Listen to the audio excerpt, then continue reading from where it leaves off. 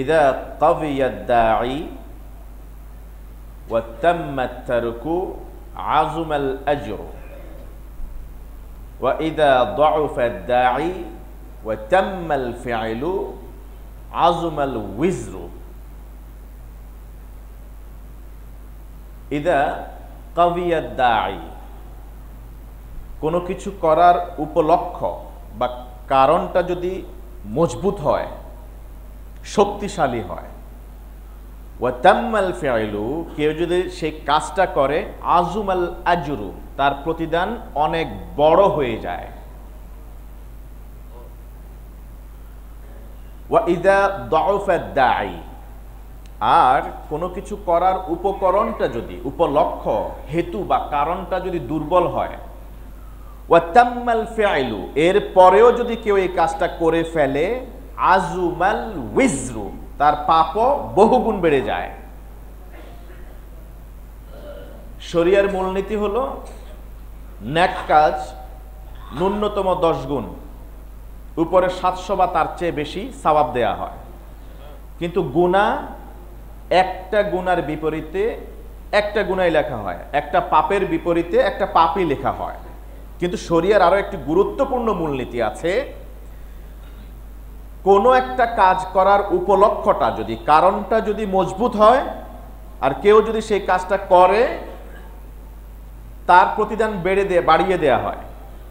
আর যদি উপলক্ষটা দুর্বল হয়, এটা উপেক্ষা করার সুযোগ থাকে ওই কাজটা, এরপরে যদি কেউ ওই কাজটা করে ফেলে, তার পাপের মাত্রা বাড়িয়ে দেয়া হয়, গুনাহ বাড়িয়ে দেয়া হয়।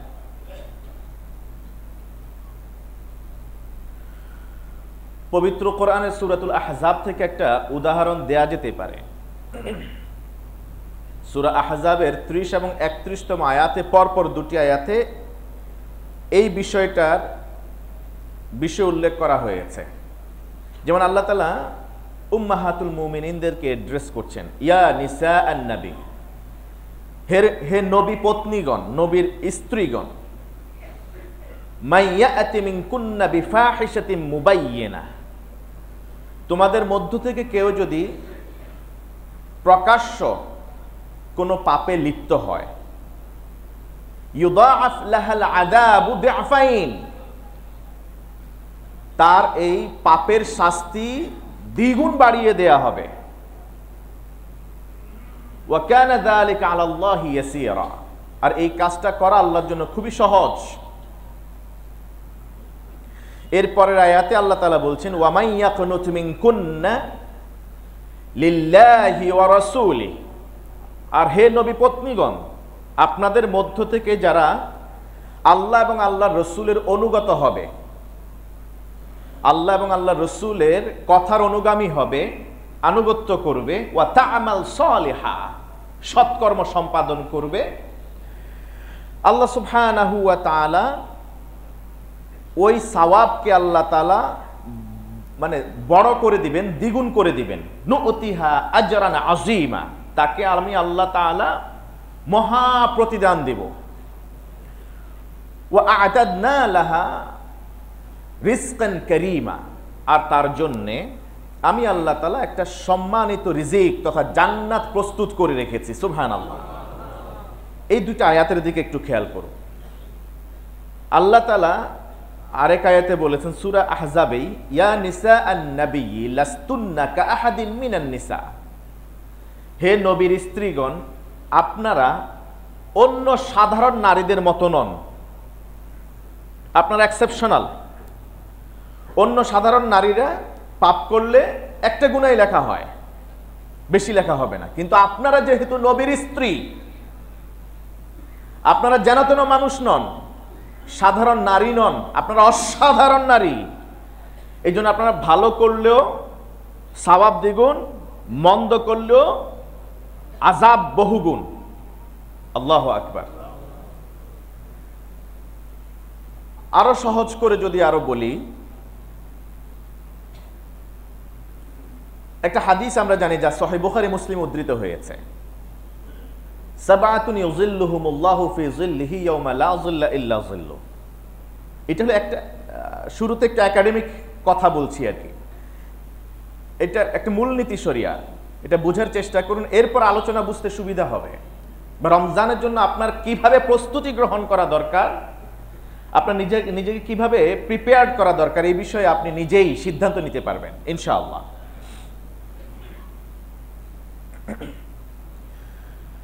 7 শ্রেণীর মানুষ আছে যাদেরকে আল্লাহ তাআলা হাশরের ময়দানে নিজের আরশের নিচে স্থান করে দিবেন, ছায়া দিবেন। ওয়া রাজুলুন দাআতুহু ইমরাআতুন যাতু মানসাবিন ওয়া জামাল ফাকালা ইন্নী আখাফুল্লাহ। আল্লাহ তাআলা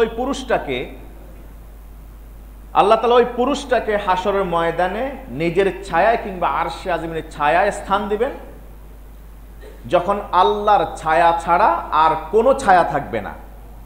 হাশরের ময়দানে মানুষের দরকার একটু ছায়া, কারণ তখন সূর্য একেবারে মাথার কাছে লাগোয়া। ওই সময় ছায়া, আল্লাহর ছায়া ছাড়া কোনো ছায়া থাকবে না। তখন আল্লাহ তাআলা ওই পুরুষটাকে ওই ছায়ার নিচে স্থান দিবেন, যে পুরুষটা এমন একটা পাপ করার উপলক্ষ তৈরি হয়েছে। দাআতহু ইমরাআতুন, একজন নারী তাকে ডেকেছে। নারীটার বৈশিষ্ট্য কি? যাতু মানসাবিন ওয়া জামাল, উঁচু বংশীয় এবং খুব সুন্দরী একজন নারী। এমন না বস্তির কোনো মেয়ে ডেকেছে, এমন না যে কালো বা সমাজে যেটাকে নিগৃহীত করা হয় এমন কোনো নারী ডেকেছে না, বরং তাকে ডেকেছে উঁচু বংশের একজন নারী, সম্ভ্রান্ত মহিলা, এবং সে মারাত্মক রকমের সুন্দরী। এমন কোন নারী যদি কোনো পুরুষকে ডাকে, ফাকালা ইন্নী আখাফুল্লাহ, ওই পুরুষ যদি তার ডাকে সাড়া না দিয়ে বলে ইন্নী আখাফুল্লাহ, আমি কাকে ভয় করি? আল্লাহ। এই মানুষটিকে আল্লাহ সুবহানাহু ওয়া তাআলা হাশরের ময়দানে আরশে আজিমের নিচে স্থান দিবেন। কেন? দেখুন, ইদা কাভিয়া দাই, যখন উপলক্ষ, এখানে পাপের একটা উপলক্ষ ছিল, নারীর ডাকে যদি সাড়া দিত তাহলে একটা পাপ সংগঠিত হতো, কিন্তু উপলক্ষ বা কারণটা ছিল কঠিন বেঁচে থাকা। কারণ সম্ভ্রান্ত নারীকে বিয়ে করতে কে না চায়? একজন যুবক বিয়ে করতে যায়, সবার আগে দেখে বংশমর্যাদা ঠিক আছে কিনা, এরপরে দেখে সৌন্দর্য, বিউটি ঠিক আছে কিনা, এই দুইটাই তো দেখে, টাকা পয়সাও দেখে। সম্ভ্রান্ত নারী সাধারণত টাকা পয়সাওয়ালাই হয়ে থাকে। দেখুন, তাকে পাপ কাজ করার জন্যে, ব্যভিচার করবার জন্যে ডেকেছে এমন একজন নারী যে সম্ভ্রান্ত, এবং দ্বিতীয় গুণ হলো সুন্দরী। এখান থেকে বেঁচে থাকা কঠিন। এই পাপ কাজ করার উপলক্ষটা অনেক মজবুত ছিল, নিজেকে কন্ট্রোল করা কঠিন ছিল। অথচ পাপ কাজ করে নাই, ও নারীর ডাকে সাড়া দেয় নাই, বলেছে ইন্নী আখাফুল্লাহ, আমি ভয় করি একজনকে, তিনি কে? বলা হয়েছে আজুমাল আজরু। এই পাপ কাজ থেকে বেঁচে থাকার জন্যে সে যেহেতু এই কঠিন পাপকে মোকাবেলা করতে পেরেছে, তার এই জন্য প্রতিদান হবে মহান। সুবহানাল্লাহ। আল্লাহ তাআলা আরশে আজিমের নিচে তাকে স্থান দেবেন। ঠিক তেমনি ভাবে যদি আমরা আরেকটু দেখি, মূলনীতির আরেকটা অংশ, ওয়াইদা দাউফাদ দাঈ, উপকরণ, উপলক্ষ যদি, কারণটা যদি এটা দুর্বল হয়, ওয়া তাম্মাল ফিআলু, এরপরেও যদি কেউ সেই কাজটা করে ফেলে, আজুমাল উইজরু, পাপ বেশি হবে। যেমন উদাহরণত আমরা বলতে পারি, বিশ্বনবী সাল্লাল্লাহু আলাইহি ওয়াসাল্লাম বলেছেন, সালাসাতুন লা ইউকাল্লিমুহুমুল্লাহ, 3 শ্রেণীর মানুষ যাদের সাথে আল্লাহ তাআলা হাশরের ময়দানে কথা বলবেন না। ওয়ালা ইয়ানজুরু ইলাইহিম, রহমতের দৃষ্টিতে তাদের দিকে তাকাবেন না। ওয়ালা ইউযাক্কিহিম, তাদেরকে আল্লাহ তাআলা পবিত্র করবেন না। ওয়ালাহুম আযাবুন আলীম, বরং তাদের জন্য রয়েছে যন্ত্রণাদায়ক শাস্তির ব্যবস্থা হাশরের ময়দানে। কয় শ্রেণীর মানুষ? 3 শ্রেণীর মানুষ। দেখুন, এই 3 শ্রেণীর মানুষের ব্যাপারে বিশ্বনবী সাল্লাল্লাহু আলাইহি ওয়াসাল্লাম বলেছেন, আল্লাহ কথা বলবেন না, তাদের দিকে তাকাবেন না। আল্লাহ তাদেরকে পবিত্র করবেন না, অর্থাৎ কারো সুপারিশ তাদের পক্ষে নেবেন না। এছাড়াও তাদের জন্য রয়েছে উল্টা যন্ত্রণাদায়ক শাস্তি। এর মধ্যে একজন 3 শ্রেণীর এক শ্রেণী হলো শাইখুন জান, এমন বৃদ্ধ ব্যক্তি যে ব্যভিচার করেছে। যুবক ব্যভিচার করেছে এমন না, করেছে কি বৃদ্ধাবস্থায়। বৃদ্ধ ব্যক্তি, শেখ মানে হচ্ছে বুড়া বয়স্ক মানুষ, জানিন ব্যভিচারকারী। তার সাথে আল্লাহ তাআলা হাসর ময়দানে কথা বলবেন না, তার দিকে তাকাবেন না, তাকে আল্লাহ তাআলা তার পক্ষে কারো সুপারিশ নেবেন না, অর্থাৎ পবিত্র করবেন না। আল্লাহ তাআলা তার জন্য যন্ত্রণাদায়ক শাস্তির ব্যবস্থা করে রেখেছেন। কেন? ইদা দাউফা দাই, এবার মূলনীতির দিকে ফিরে আসুন। ইদা দাউফা দাই, পাপ কাজ করার এখানে উপলক্ষ কারণটা ছিল দুর্বল। বুড়া মানুষ যুবকের মতো কিন্তু তার জৈবিক চাহিদা এরকম না। এছাড়াও হতে পারে তার বউ আছে, কারণ বয়স পার করে আসছে, অথবা তার বিয়ে করার সুযোগ ছিল, বিয়ে করে নাই। এরপরেও যখন কোনো নারী তাকে ডেকেছে, সেই নারী সুন্দরীও না, রূপবতীও না, সম্ভ্রান্ত নারীও না, টাকা পয়সাওয়ালাও না, কিন্তু ব্যভিচার করেছে। ওয়াতাম্মাল ফি'লু, কাজটা করে ফেলেছে। বলা হয়েছে আযুমাল উইজরু, পাপ হওয়ার কথা একটা। কেউ যদি পাপ করে একটা, গুনাহ হয় একটা। কিন্তু যখন এখানে পাপের উপলক্ষটা দুর্বল থাকে, ব্যক্তি সেই কাজটা করে ফেলে, পাপ করে ফেলে, এই জন্য তার গুনাহ হবে বহুগুণ। আমি কি মূলনীতিটা বুঝাতে পেরেছি? এবার আসুন মূল আলোচনায়। রমাদান মাস সামনে আগত, ইবাদত মুখর একটা মাস, যেই মাসের প্রথম রাতেই আল্লাহ সুবহানাহু ওয়া তাআলা বান্দা যেন নির্বিঘ্নে ইবাদত করতে পারে, এই জন্য সব পাপের দরজা বন্ধ করে দেন, জাহান্নামের দরজাগুলি বন্ধ করে দেন, একদম সিলগালা করে দেন। পুরো রমজান মাস একবারের জন্য জাহান্নামের দরজা খোলেন না। সুফিদাতিশ শায়াতিন ওয়া মারাদাতুল জিন, দুষ্ট জিন শয়তানদেরকে আল্লাহ তাআলা শৃঙ্খলাবদ্ধ করে ফেলেন। মানুষ পাপ করে কি কারণে? এনভায়রনমেন্টের কারণে, পরিবেশের কারণে। দেখবেন বস্তির সোসাইটি একরকম, গুলশান, ধানমন্ডি এইসব এলাকার সোসাইটি অন্যরকম। পরিবেশের কারণে বাংলাদেশের কালচার একরকম, ইন্ডিয়াতে যান সেখানে একরকম, আমেরিকাতে যান আর একরকম, কানাডাতে যান এক রকম। এটা এনভায়রনমেন্টের উপরে ডিপেন্ড করে, ভ্যারি করে। আল্লাহ তাআলা রমজান মাসটাকে ইবাদত মুখর করবার জন্য 11 মাস ধরে আল্লাহ তাআলা আরশে আজিমকে সাজান। সুবহানাল্লাহ। রমজানের জন্য প্রস্তুতি গ্রহণ করেন ফেরেশতারা, রমজান মাসটাকে নিয়ে 11 মাস কাজ করেন ইস্তেকবাল জানানোর জন্য, একটা আবহ যেন তৈরি করতে পারেন। জান্নাতের সবকটি দরজা খুলে রাখা হয় পুরো মাস জুড়ে, আবহ তৈরি করেন আল্লাহ তাআলা, যাতে করে বান্দা আল্লাহর কাছাকাছি আসতে পারেন। শুধু তাই নয়, জাহান্নামের সবকটি দরজা আল্লাহ তাআলা বন্ধ করে রাখেন, যাতে করে মানে পরিবেশের কারণে মানুষ প্রলুব্ধ না হয়, শয়তানের প্ররোচনায় পড়ে পাপ কাজ করবে, এই সুযোগ আল্লাহ বন্ধ করে দেন। শয়তান, দুষ্ট জিনকে আল্লাহ তাআলা শৃঙ্খলাবদ্ধ করে ফেলেন। এছাড়াও নানান দিক আপনারা জানেন, আল্লাহ সুবহানাহু ওয়া তাআলা এই মাসে যদি কেউ একটা নেক আমল করে, এটা যদি নফল হয়, আল্লাহ তাআলা ফরজের সওয়াব লিখে দেন। একটা ফরজ আমল যদি করেন, সম্পাদন করেন, আল্লাহ তাআলা এই মাসে 70টা ফরজের সওয়াব দেন।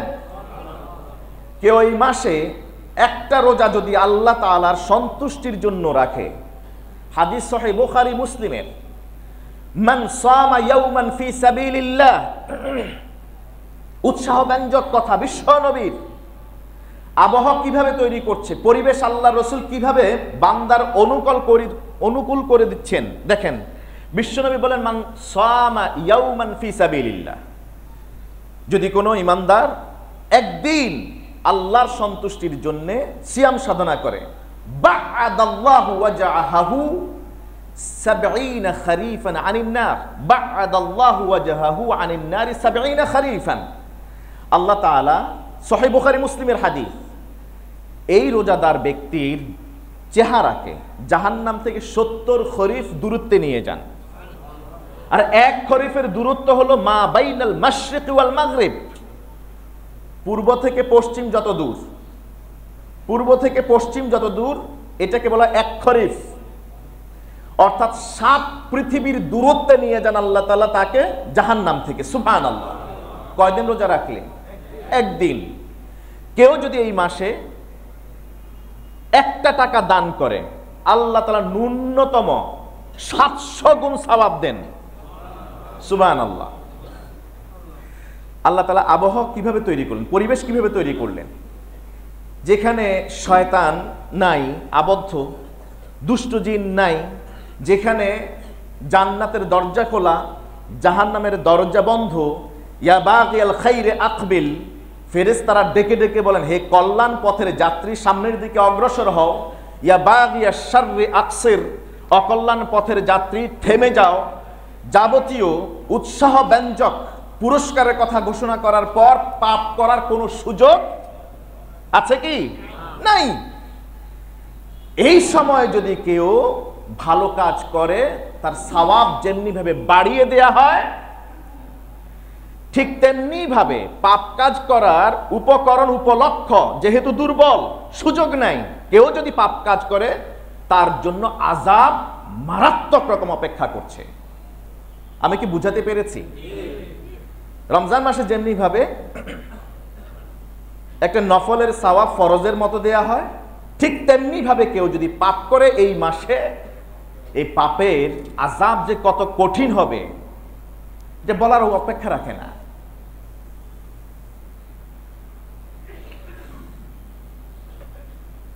আমি কিভাবে বুঝাই?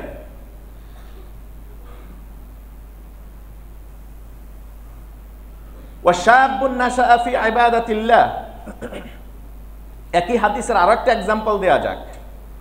আমাদের মূলনীতিটা কি ছিল? ওটা মুখস্থ হয়েছে আপনাদের?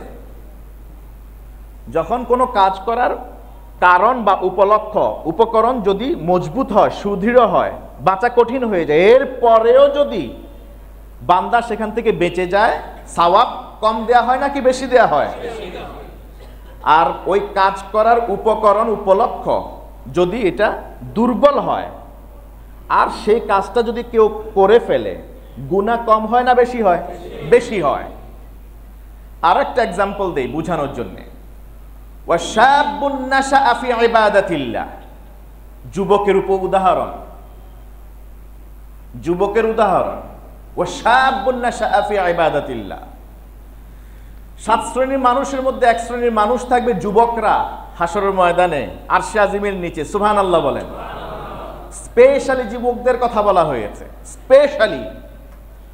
ওয়াশাবুন, এমন যুবক, নাশাআ ফি ইবাদাতিল্লাহ, তিল তিল করে বড় হয়েছে আল্লাহর ইবাদতের মধ্য দিয়ে। এই যুবকটাও 7 শ্রেণীর মধ্যে স্থান করে নিয়েছে, আরশে আজিমের নিচে স্থান পাবে। কেন? যৌবনের ওই বয়সে রক্ত গরম থাকে, জৈবিক চাহিদা মারাত্মক লেভেলে থাকে, এত সব কিছু কন্ট্রোল করেও সে এক আল্লাহর গোলামি করেছে। অর্থাৎ তার জৈবিক চাহিদা আছে, শক্তি আছে, সব কিছুই তার পাপ করার উপকরণ উপলক্ষ আছে মজবুত। সে চাইলে পাপ যে কোনো সময় করতে পারে, কিন্তু পাপ করে নাই, গোলামি করছে কার? এই জন্য আল্লাহ তাআলা মহা পুরস্কার দিবেন হাসরের ময়দানে। 7 শ্রেণীর 1 শ্রেণী হলো যুবকরা। সুবহানাল্লাহ।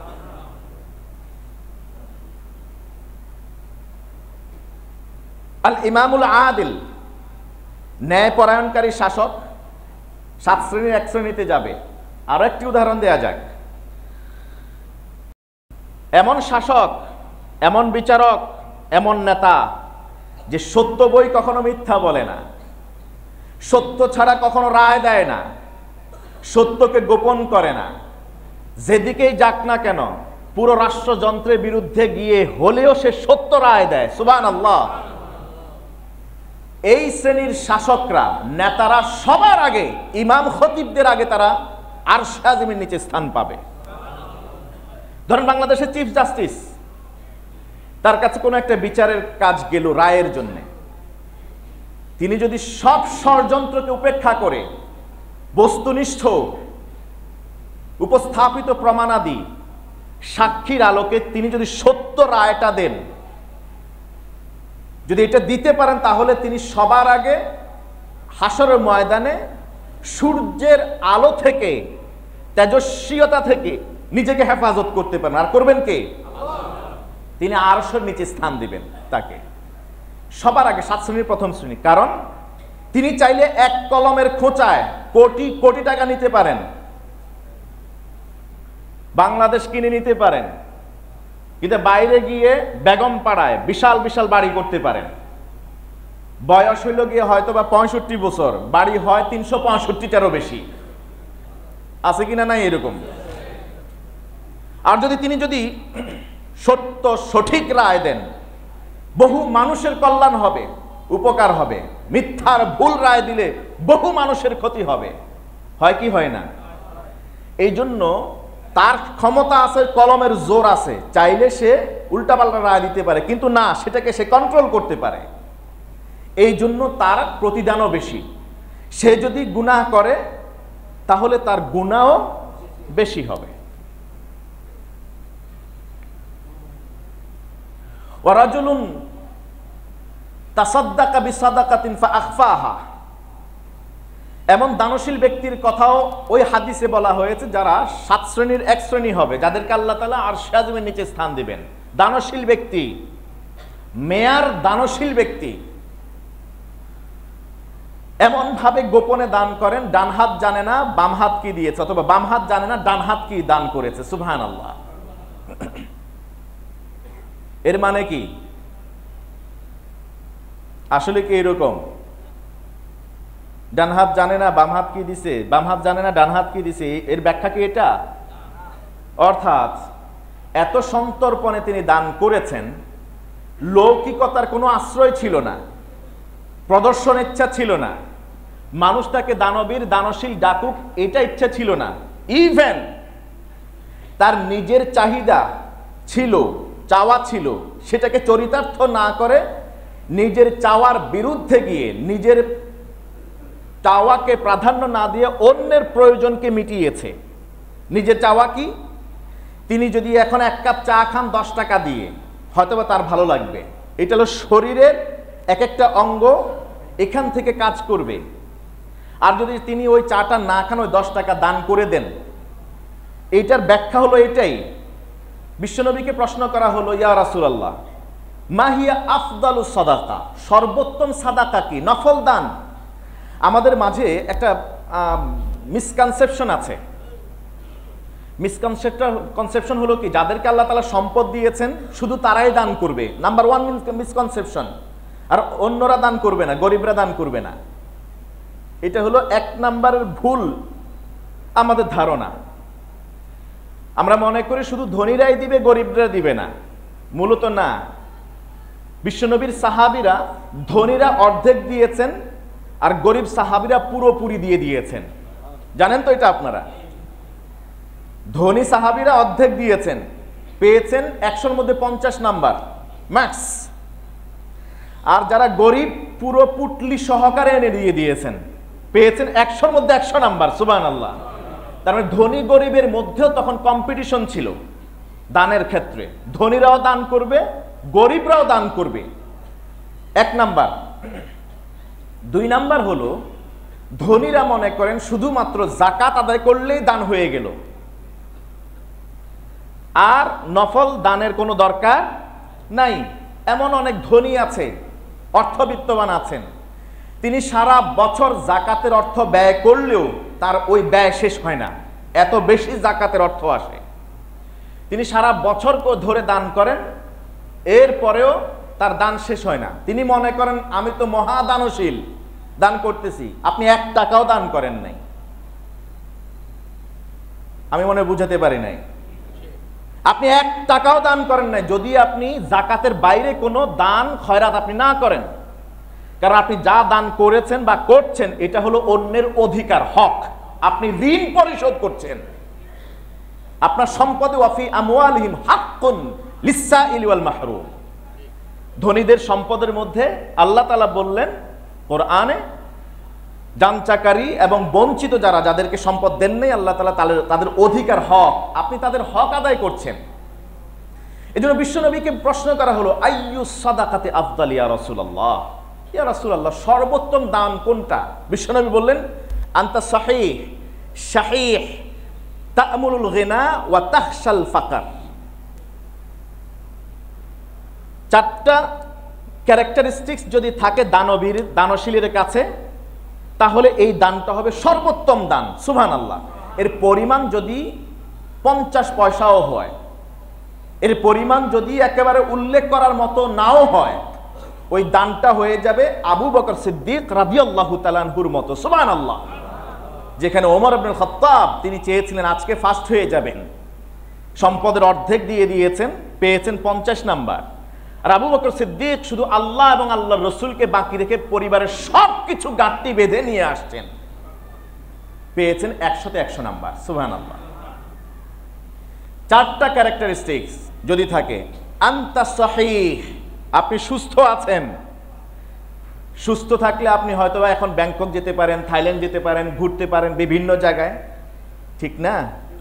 আর আপনি যদি অসুস্থ থাকেন, কিচ্ছু করতে পারেন না, ওই টাকা পয়সা দিয়ে কিচ্ছু করতে পারবেন না। এই জন্য ইন্তেকালের আগে ডাক্তারকে, ব্যক্তিগত ডাক্তারকে ধনকুবেররা বলে থাকেন, আমার যত সম্পদ আছে সব নিয়ে যাও, কিন্তু আমাকে সুস্থ করে দাও।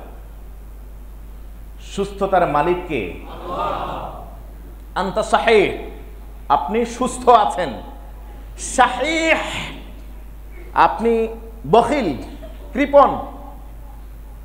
শাহিহ মানে হলো কৃপণ, অর্থাৎ দান করতে গিয়ে এত অল্প পরিমাণ আছে পকেটে, এটা দিলে তো শেষ হয়ে গেল। দান করতে আপনার কৃপণতা আসছে যে পুরো 10 টাকা আছে এখন পকেটে, তাহলে আমি এখন ওই যে বাংলা কলেজ পর্যন্ত কিভাবে যাব? একটা রিক্সায় তো 10 টাকা দিলে আমাকে হয়তো নিয়ে যাবে, পুরোটা দিয়ে দিলে আমি কিভাবে যাবো? না, এখান থেকে কমায় দেয় না, আপনি সেটা না করে পুরোটা দিয়ে দিলেন। কথার কথা, এটাকে বলা শাহিহ। দানের ক্ষেত্রে কৃপণতা আপনার তৈরি হয় এমন অবস্থা। একজন কোটিপতি, সে যদি সেখান থেকে 1 লাখ টাকা দিয়ে দেয়, 2.5 লাখ টাকা দিয়ে দেয়, 1 কোটি টাকার মালিক, এটা কি তার কৃপণতা আসবে? আসবে না। অনেক আছে, আল্লাহ ঢের দিয়েছেন। তা'মুলুল গিনা, এমন এক অবস্থা তৈরি হবে, আপনি ধনী হওয়ার চিন্তা আছে আপনার। আমার সাইকেলটা পুরাতন হয়ে গেছে, এটা একটু চেঞ্জ করে নেব। আমার জামাটা পুরান বা ছিদ্র হয়ে গেছে, একটা নতুন জামা কিনবো। তা'মুলুল গিনা, ধনী হওয়ার একটা চিন্তা মাথায় আছে, কিন্তু আপনার ওই চিন্তাটাকে পাশ কাটিয়ে আপনি দান করে দেন। ওয়া তাখশাল ফাকর, 4র্থ ক্যারেক্টারিস্টিক হলো আপনি দান করলে গরিব হয়ে যাওয়ার এই ভয়টাও আছে। যেমন ধরেন দুপুরবেলায় খাইতে হবে, এখন যা আছে, একজন আসলো, আসার পরে আপনার কাছে যা আছে সব দিয়ে দিলেন, এমন ঘটনা তো ঘটেছে। আম্মা জান আয়েশা সিদ্দিকা রাদিয়াল্লাহু তাআলা আনহার কাছে এক মা তার 2 এতিম সন্তানকে নিয়ে আসলেন, বললেন, উম্মুল মুমিনিন, বাচ্চাদের চেহারা দিকে তাকায় দেখুন, তারা কিছুই খায় নাই, আপনার কাছে কিছু আছে কিনা দেখুন। তার কাছে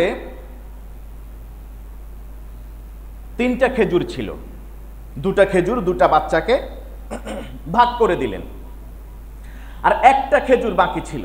তিনি ভাবলেন ওই খেজুরটা নিজে খাবেন। তখন মা দুঃখিনীর চেহারার দিকে তাকালেন, তাকায় দেখলেন যে চেহারাটা মলিন হয়ে আছে, তিনিও কিছু খান নাই। আম্মা জান আয়েশা সিদ্দিকা ভাবলেন, আমি খেলে হয়তো একটু ভালো হতো, কারণ আমাদের ঘরে তো 3 দিন ধরে চুলা জ্বলে না, আমাদের ঘরে 3 দিন চুলা জ্বলে না, এই খেজুরটা আমি খাই। মায়ের দিকে তাকায় মায়া লাগলো, তিনি তাকে খেজুরটা দিয়ে দিলেন, নিজে খান নাই। তিনি ভাবলেন দিলে তো আমার শেষ, আমি তো আর খাইতে পারবো না, তারপরও দিয়ে দিয়েছেন। তাখশাল ফাকর, মা দুঃখিনীর কাছে যখন দেয়া হলো, মেয়েদের ক্ষুধা মেটে নাই, একটা খেজুরে কি আর ক্ষুধা মেটে? মেটে? এটা তো রোজাদাররা ভালো বুঝে অন্তত, তাই না? ইফতারের সময় হইলে বোঝা যায়। মা দুঃখিনী যখন মুখের কাছে নিলেন তখন মেয়ে দুইটা টেনে ধরলেন জামার আস্তিন, তারা হাত বাড়ায় দিলেন, মা করলেন এটাকে দুই ভাগ করলেন, দুই ভাগ করে দুই সন্তানকে দিয়ে দিলেন। সুবহানাল্লাহ। মাও খেতে পারতেন, না দিলে নিজের জন্য একটু শক্তি সঞ্চারিত হতো। মা জানেন এরপর আর কোনো খেজুর নাই। এই দৃশ্য দেখার পর আম্মা জান আয়েশা বিশ্বনবীকে বললেন, ইয়া রাসূলুল্লাহ সাল্লাল্লাহু আলাইহি ওয়া সাল্লাম, আজকে এই ঘটনা ঘটেছে। বিশ্বনবী সাল্লাল্লাহু আলাইহি ওয়াসাল্লাম বললেন, তার এই দানটা কানা সিতরাম মিনান নার, তুমি আয়েশা যেমন করেছো ওই এতিম মেয়ে দুটার মাও তেমন করেছে, দুজনের জন্য ওই খেজুরের অংশটুকুন জাহান্নামের অন্তরায় হয়ে গিয়েছে, ঢাল হয়ে গিয়েছে। সুবহানাল্লাহ। তাকশাল ফাকার, চতুর্থ ক্যারেক্টারিস্টিক্স। এই জন্য মাহে রমাদান আসছে, এই মাসে আমি আজকে আপনাদেরকে 4টা আমলের কথা বলবো। এই 4টা আমল করবেন, আল্লাহ সুবহানাহু ওয়া তাআলা আপনার এই আমলের প্রতিদান বহুগুণ বাড়ায় দিবেন ইনশাআল্লাহ। 1 নাম্বার, কিয়ামে রমাদান। রমজান মাসের তারাবিহের সালাত ছাড়বেন না। আই রিপিট, রমজান মাসের তারাবিহের সালাত হাদিস বিশুদ্ধ সূত্রে প্রমাণিত, সহিহ বুখারীর হাদিস 37তম হাদিস, একই হাদিস সহিহ মুসলিমে উদ্ধৃত হয়েছে 759তম হাদিস। বিশ্বনবী সাল্লাল্লাহু আলাইহি ওয়াসাল্লাম বলেছেন, মান সামা রমাদানা মান কামা রমাদানা ঈমানান ওয়া ইহতিসাবান গুফিরা লাহু মা তাকাদ্দামা মিন যামবি। যে ব্যক্তি রমজান মাসে কিয়ামুল লাইল করলো, মাগরিবের পর থেকে শুরু করে সুবহে সাদিকের আগ পর্যন্ত যত নামাজ সব কিয়ামুল লাইল, রমজানের একটা রাতও যেন কিয়ামুল লাইল থেকে ফারেগ না হয়, ফাঁকা না থাকে, প্রতি রাতে অন্তত পক্ষে কিয়ামুল লাইল হওয়া চাই। যদি কিয়ামুল লাইল করতে পারেন কি হবে? পিছনের সব গুনাহ আল্লাহ ক্ষমা করে দিবেন। বান্দার হক ব্যতীত কবিরা গুনার জন্য কেউ বললেন ইস্তিগফার লাগবে, আর কেউ বললেন রমজানের মর্যাদার কারণে ইস্তিগফারও লাগবে না, শুধু বান্দার হক মাফ হবে না। আমাদের সমাজে দ্বন্দ্ব, 20 রাকাত পড়তেই হবে, 8 রাকাত পড়া লাগবে, 8 রাকাতে বেশি পড়া যাবে না, আছে না এই দ্বন্দ্ব? এই দ্বন্দ্বের কারণে এক গ্রুপ আছে তো নামাজে পড়ুম না, নামাজে লাগবে না, আছে কিনা? হাদিসের এই হাদিসটা সবাই রেফারেন্স দেয়, তারাবির সালাতের, কিয়ামুল লাইলের, রমজান মাসে তারাবিহের সালাতের।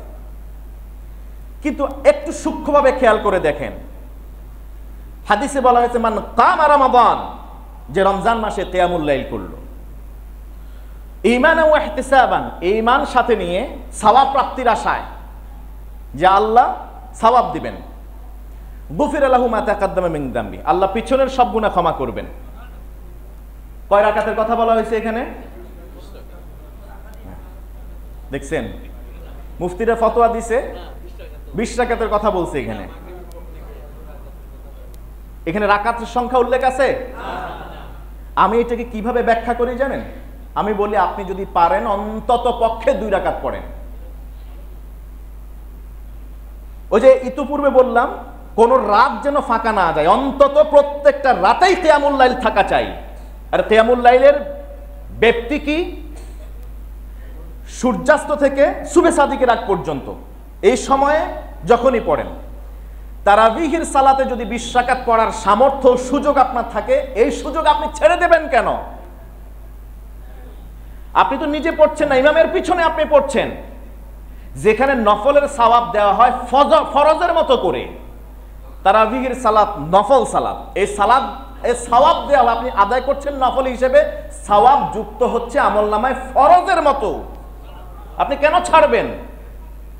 যেখানে 2 রাকাত নামাজও যদি রমজানের রাত্রে বেলায় আপনি আদায় করেন, পিছনের সব গুনাহ ক্ষমা হয়ে যাবে, সেখানে 20 রাকাত ইমামের পিছনে ধীরস্থির ভাবে পড়লে কি অবস্থা হবে বুঝেন?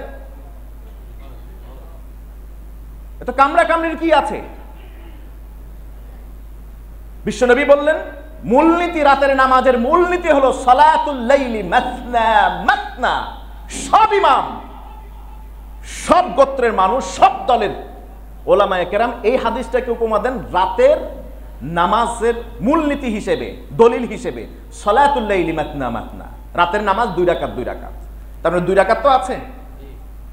আপনি যেই দিনে একদম সময় পাবেন না, 8 রাকাত পড়ারও সময় নাই, 10 রাকাত পড়ারও সময় নাই, 20 রাকাত পড়ারও সময় নাই, 43 রাকাত পড়ারও সময় নাই, আপনি সেই রাতে অন্তত কয় রাকাত? অন্তত 2 রাকাত নামাজ পড়েন। কিন্তু কোন রাত কিয়ামুল লাইল থেকে ফাঁকা হওয়া যাবে না। আমি কি বুঝাতে পেরেছি? যারা বলেন 20 রাকাত ছাড়া হবে না, কাবা এবারে 7 জন ইমাম নামাজ পড়াবেন তারাবির সালাত, আমাদের এখানে কয়জন পড়াবেন? 3 জন। আলহামদুলিল্লাহ বলেন। এবার রমজান একটু ভিন্ন রকম যাবে ইনশাআল্লাহ।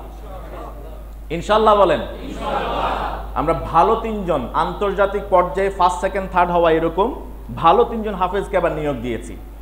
আলহামদুলিল্লাহ বলেন। তাদের পিছনে নামাজ পড়বেন 3 জনের ভিন্ন ভিন্ন সুর, অন্যরকম ভালো লাগা কাজ করবে। এবার আশা করি, আমি দৃঢ়ভাবে বিশ্বাস করি ইনশাআল্লাহ। যারা এখানে ইন্টারভিউতে ছিলেন, কারা কারা ছিলেন হাত তোলেন দেখি। আপনারা তো দেখেছেন তাই না? দেখেছেন তো ইনশাআল্লাহ।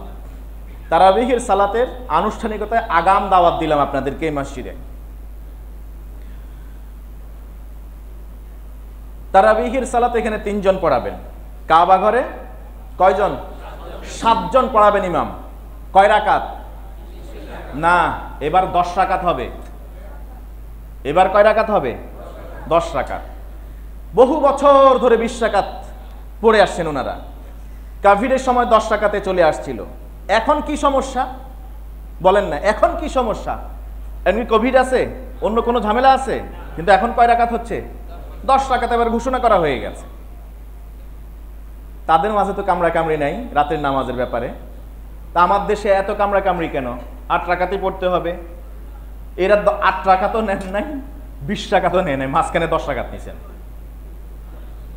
এটা আমাদের দেশে তো এটা নাই, তো এই দাবি তো, এই প্রবক্তা তো নাই।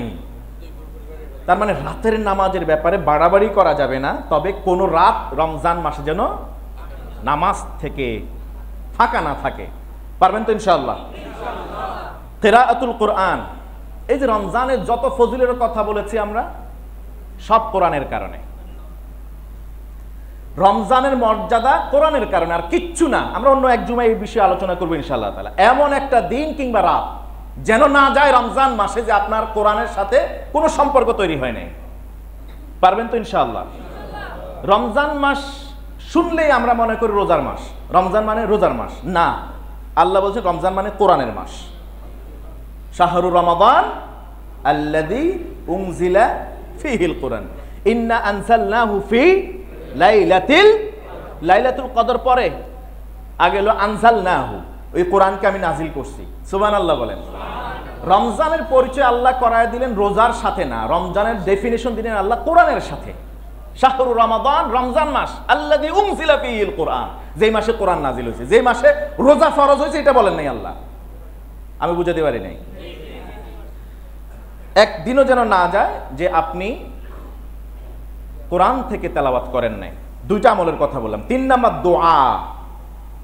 একটা দিন যেন ফাঁকা না যায় যে আপনি দোয়া করেন নাই। একই দোয়া বারবার করার দরকার নাই, প্রতিদিন ভিন্ন ভিন্ন দোয়া করুন। একটা হাদিসে পেয়েছি নবীদের, সব নবীদের একটি করে দোয়া, ওটাকে মুস্তাজাবুদ দাওয়াত, দোয়া করলেই আল্লাহ কবুল করেন। সুবহানাল্লাহ। উম্মতে মুহাম্মাদের প্রত্যেক রোজায়, প্রতিদিন রোজা রাখা অবস্থায় একটা দোয়া মাস্ট আল্লাহ তাআলা কবুল করেন। দাওয়াতুল মুস্তাজাবা, একটা দোয়া যেটা আল্লাহ ফেরত দেন না। ধরেন আপনি 100 দোয়া করলেন, এখান থেকে গ্যারান্টিড একটা দোয়া কবুল হবেই হবে। এটা রোজা থাকাকালীন, রোজা ভাঙ্গাকালীন, রোজা ভাঙ্গার পরেও হতে পারে। অন্য জুমায় আমরা সুযোগ পাইলে ইনশাআল্লাহ এই বিষয়ে কথা বলবো। সর্বশেষ চতুর্থ, ইতআমুত তাআম, মানুষকে খাবার খাওয়াবেন। রমজান মাসে মানুষকে খাওয়াবেন। রমজানের 4টা আমলের কথা আমি বলছি আপনাদেরকে, এর মধ্যে একটা, এটা সবার আগে বলতাম, কিন্তু আমার কারণে সবার শেষে বলছি। ইতআম, মানুষকে খাওয়াবেন। আপনি চাইলে ডেইলি 10,000 রোজার সওয়াব পেতে পারেন। আপনি যদি চান ডেইলি আরো বেশি সওয়াব, রোজা রাখার সওয়াব একা পেতে পারেন। আপনি নিজে রোজা রাখলেন একটা, কিন্তু সওয়াব হলো ধরেন 500 মানুষকে যদি আমি ইফতার করাই, 500টা কবুলযোগ্য রোজার সওয়াব আপনার আমলনামায় যুক্ত হবে। হাদিস সহিহ, মান ফাত্তারা ফীহি সাইমান, কেউ যদি কোনো রোজাদারকে ইফতার করায়, আল্লাহ তাআলা তাকে ওই রোজাদারের সমান একটা সওয়াব আমলনামায় দিবেন। মিন গায়রি আন ইয়ানতাকিসা মিন আজরিহি শাইআ, তার ওই রোজা থেকে, যে রোজা রাখলো, যাকে ইফতার করানো হলো, ওই সায়েমের রোজার সওয়াব থেকে একটু কমতি করা হবে না। সুবহানাল্লাহ বলেন। ধরেন আপনি 500 জন মানুষকে ইফতার করানোর জন্য একদিন ইফতার করালেন, আপনার রোজা কবুল হলো কি হলো না এটার গ্যারান্টি নেই, কিন্তু 500 জন মানুষকে ইফতার করানোর কারণে ওই 500টা রোজা রাখার সওয়াব আল্লাহ তাআলা আপনার আমলনামায় দান করে দিবেন। সাহাবীরা বেকারার হয়ে গেলেন, বিশ্বনবীর কাছে এসে বললেন, একেবারে গরিব সাহাবী, যে ধরেন বিশ্বনবীর ঘরে তো মাঝে মাঝে 3 দিন চুলা জ্বলতো না, কিন্তু অন্যরা দান করতেন, হাদিয়া নিয়ে আসতেন। ওই গরিব সাহাবীর হয়তো বা 5 দিন 7 দিনও ঘরে চুলা জ্বলে না। সেই সাহাবী এসে বললেন, ইয়া রাসূলুল্লাহ, লাইসা কুল্লুনা নাজিদু মা নুফাত্তিরু বিহি সাইম। বাইহাকি, সহিহ ইবনে খুজাইমার হাদিস।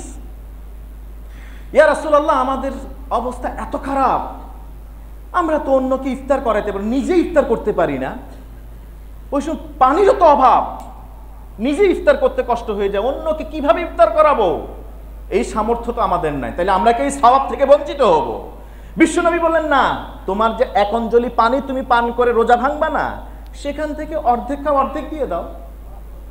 একটা খেজুর তোমার কাছে আসছে, ওই খেজুরটা তুমি একটু খাও আর একটু দান করে দাও, এটা সামর্থ্য অনুযায়ী দাও, তাহলে পরিপূর্ণ সওয়াব আল্লাহ তাআলা তোমার আমলনামায় দিবেন।